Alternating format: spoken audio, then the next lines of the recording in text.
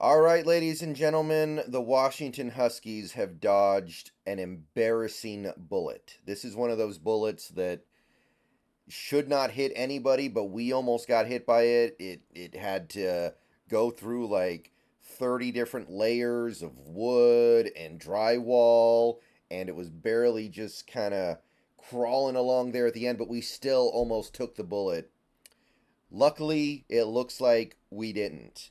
And that is a tremendous relief as we head into this week leading up to the national championship game against Michigan. So, at the very least, we're going to have pretty close to a full deck here for this game. It looks like. We don't know for sure.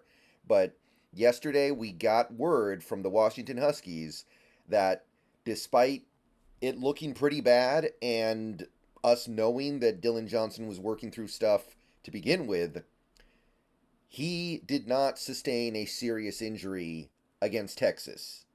So we left him in the game way too long. We left him in the game when we were just trying to run the clock out. We gave him the ball in a situation where we probably should have just taken a knee. We put that whole game and the whole season at jeopardy. I mean, just a lot of bad decisions. Ended up not costing us the game, but coming out of that game, it sure looked like it cost us Dillon Johnson. Well, as of right now, it looks like we dodged that. So I got a tweet here from a softie up on screen.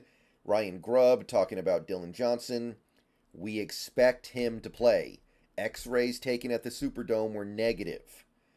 Not a guarantee yet, but as of right now, it looks like Dillon Johnson should be able to play. So, phew. I mean, that would have killed me. I would have felt so bad for Dillon Johnson to lose his ability to play in a national championship game on something like that. I mean, even if he doesn't have a huge game, even if he isn't a huge part of the game plan, you know he's going to find a way to contribute positively. You know he's going to do his job. I mean, this is a guy who has basically come out of nowhere. He was a complete afterthought on this team for most of the season. To be an almost 1,200-yard rusher, 16 touchdowns, helping out in the passing game.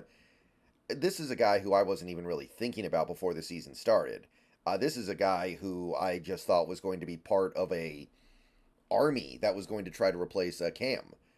But he became the number one guy, and he's been absolutely dominant in some of these games. He was great in a game like USC. He was great against Oregon in the Pac-12 championship game. And he's been such an integral part of what we're doing here that it would have killed me if he missed out on the national championship game because our coaches were temporarily stupid. So great news there.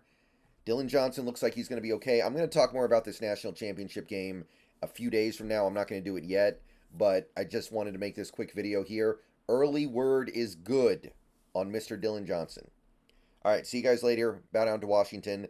Just had to pass along the good news because I had very little optimism about Dillon Johnson coming out of that Sugar Bowl.